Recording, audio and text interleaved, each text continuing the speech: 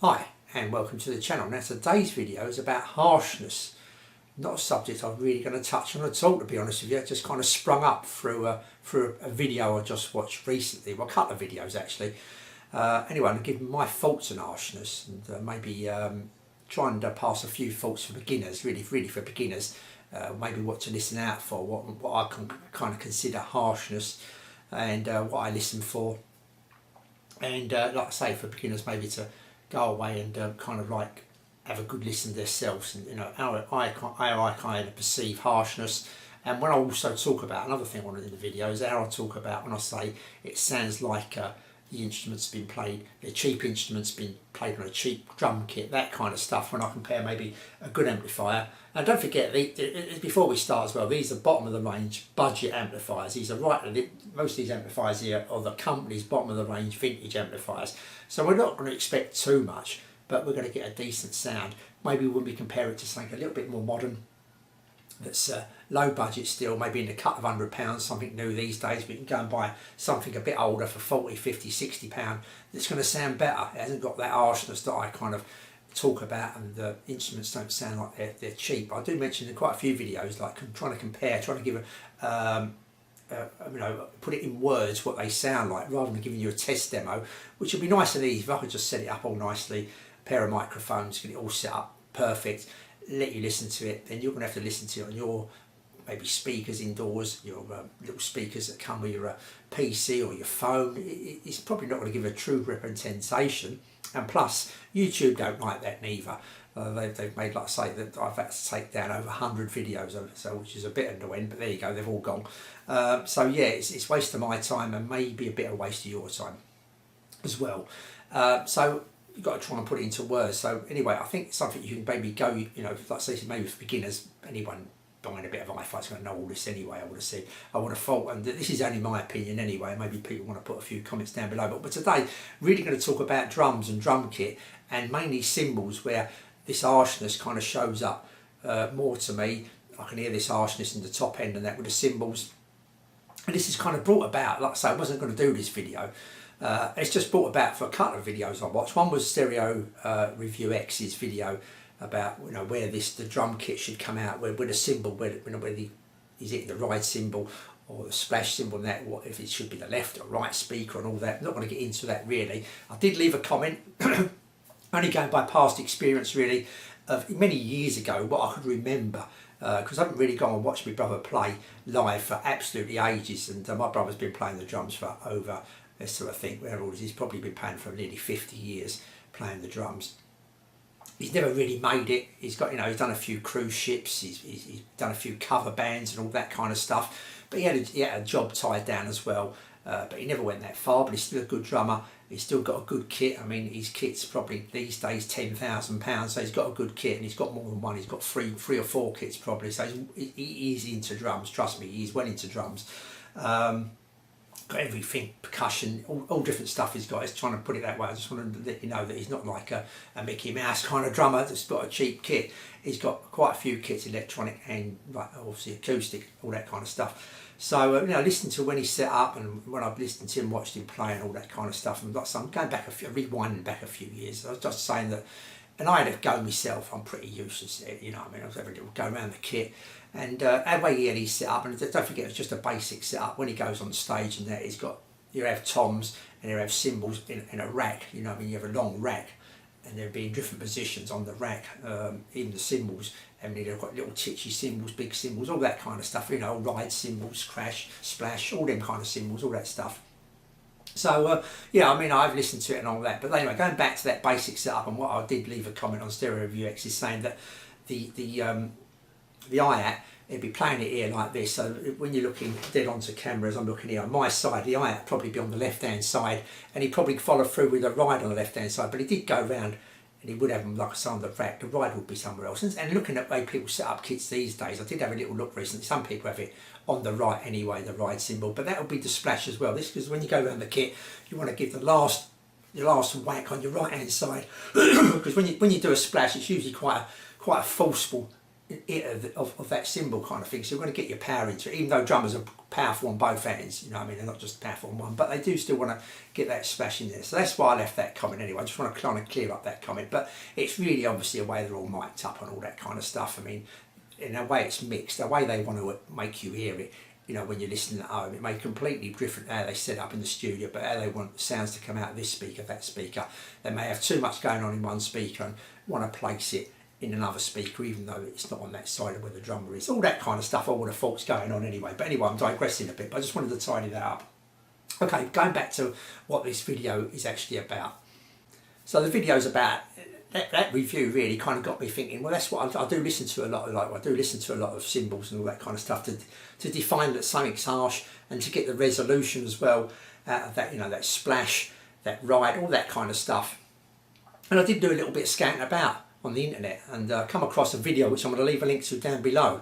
And this is a good video, I think, if you actually listen to the main part. You may want to listen to the old video I'm talking about, and they're comparing cheap cymbals with expensive cymbals. I think it's a $200 set of cymbals against a $1,000 set of cymbals. Is there a difference in the sound, and what is the kind of sound difference? And this is what I take out when I say an amplifier sounding a bit harsh is if you go and watch that video of the main part of it. I'll put a link to the actual main part, tell you what part, you know, it actually starts with actually doing the testing rather than the talking. But you're going to hear the difference between a $200 cymbal and a dearer cymbal, a $1,000 or whatever it is for the kit, for the setup kind of thing they use there.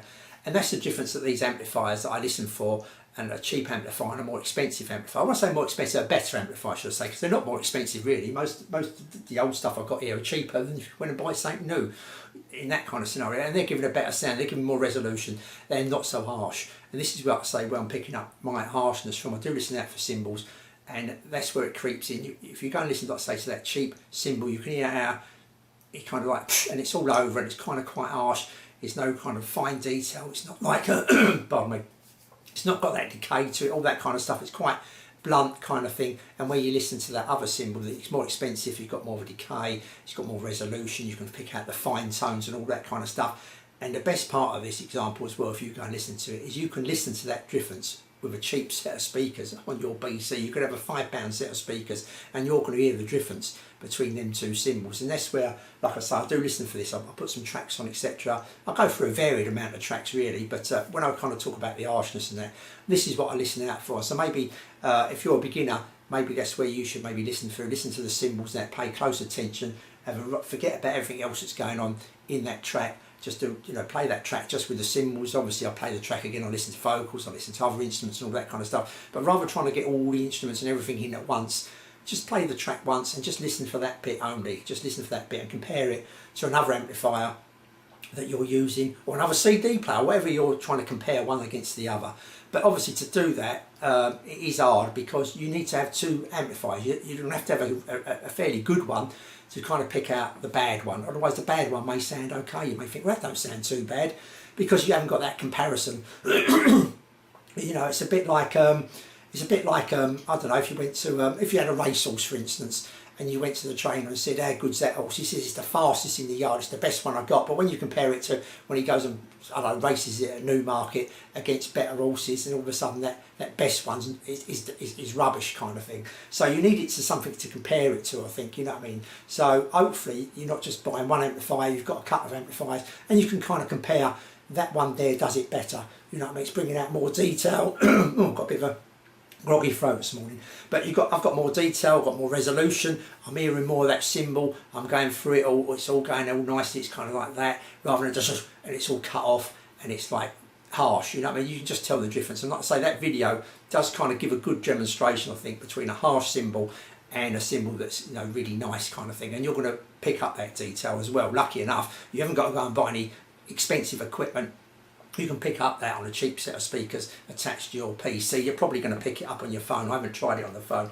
And what's great about that, I managed to put this video together and trying to give them my demonstration what I listen out for, and maybe what you should listen out for as well. Like I say, this is really for beginners kind of thing, when elevating one amplifier against another. And this is just like the harshness kind of test maybe. You've got plenty of other tests, you've got the vocals, you've got everything else, the drums, all that kind of, the bass and all that kind of stuff as well, obviously. But this is where I talk about the harshness and a cheaper kit. when I'm talking about the amplifier, sounds like, you know, the bloke's playing a cheap kit or cheap instrument. He's playing a cheap set of drums, a cheap set of cymbals, when you compare it to a more expensive pair of cymbals. And like I say, it's done me a favour really, because I'm sending you that link, and it saved me going and buy a cheap cymbal that may be 50 quid and a dear cymbal a couple of £100, just to me to tap it and tell you the difference. There's a lovely video there that kind of explains it more better. You're going to listen to it. You can easily, like I say, easily pick up with your speakers. You haven't got to buy anything expensive to listen to. It's a night and day kind of sound difference there, and it's nice and easy to pick up. So that is the video today really. I'm going to come back with just a couple more. I really have literally got a couple more. I'm not going to go and buy any more stuff. I'm probably going to do a couple more. I've got a couple more bits coming in, I think, but I'm not going to go and buy any more stuff. Not unless I really want it. I may do a few slight upgrades, but that is really my channel, I think, now. I've pretty covered much everything from changing a few transistors, power supply, transformers buzzing, changing the bulbs on your units, all that kind of stuff. I've gone through a few amplifiers, quite, you know, a reasonable amount of amplifiers, I suppose, and receivers in the 4 years I've done it. But it'll be so continuous. It'd be like there's millions of them out there, and if I'd done it for the rest of my life, I'd very scratch the surface kind of thing.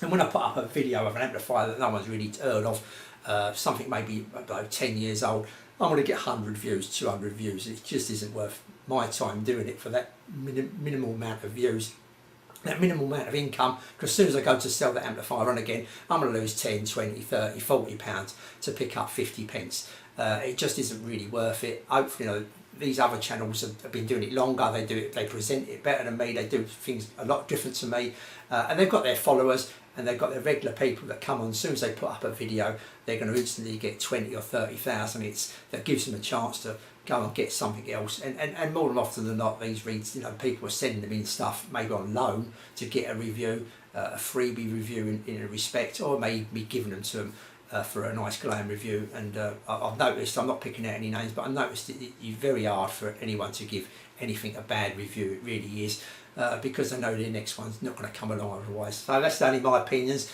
I've given it a go. 4 years has been a long time. I want to chill out now, like I said, into other few bits and pieces. I don't really know what direction I'm going to go in. I'm going to sling a bit of rubbish up on the video, on the channel, that I want to kind of keep. It's not probably going to interest anyone else apart from me, but that's the way it is. But it's still them other videos, they're still going to stay there. I'm going to put a few bits and pieces, may come back with an odd bit. I mean, this is a video I didn't think I'll be doing, talking about harshness and how I kind of perceive it and how I look out for it.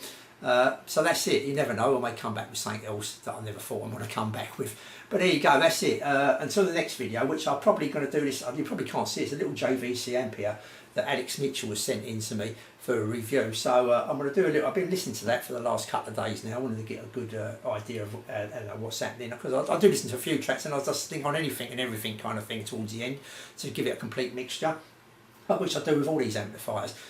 So I'm going to give that a review very soon. Until then, I'll say thanks for watching, and I'll see you all soon.